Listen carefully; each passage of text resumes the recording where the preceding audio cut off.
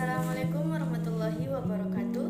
Saya Bulkis Latifah Wahab dari Jurnalistik Fakultas Dakwah dan Komunikasi dengan NIM 50500121085. Nah, di sini saya akan menjelaskan konsep dari ekonomi media. Pengertian dari ekonomi media.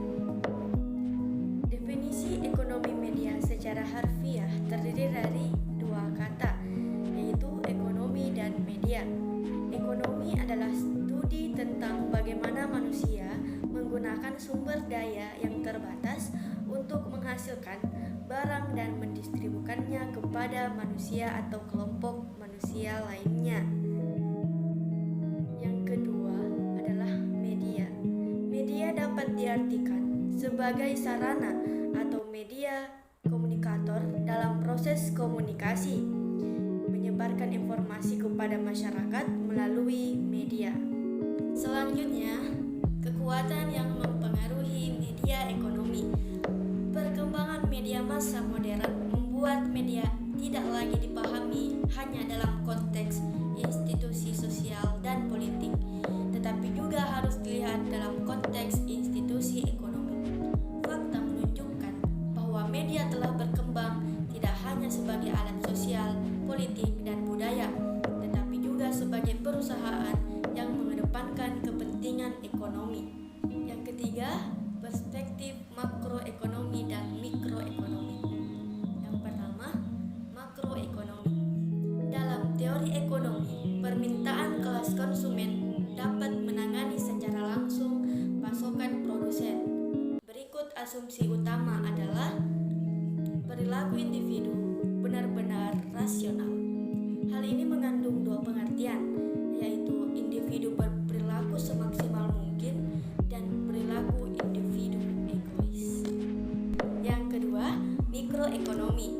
Pemasaran mikro adalah ulasan pemasaran manajemen perusahaan pribadi. Setiap tahap pemasaran dicari keuntungan melalui pengelolaan bahan baku, produksi, penetapan harga, distribusi, dan promosikan produk untuk dijual.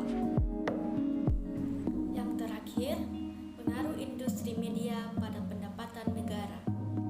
Pengaruh yang dihasilkan dari industri media sangat menguntungkan dan mendorong pertumbuhan perusahaan di dalam negara. Selain itu, kemudahan akses informasi memungkinkan industri dan perusahaan untuk lebih mudah dan cepat mengantisipasi tantangan, tuntutan konsumen baru, dan persaingan yang ketat. Terdapat dua pandangan, yaitu efek positif dan efek negatif. Efek positif dari industri media secara luas dapat memperkaya informasi tentang dunia karena akses internet. Ada banyak pilihan bagi kelompok pengguna untuk dapat memilih informasi yang mereka butuhkan sesuai dengan preferensi mereka. Yang kedua, efek negatif industri media. Gaya hidup orang yang kecanduan teknologi telah berubah. Ketergantungan pada teknologi membuat segalanya praktis dan otomatis.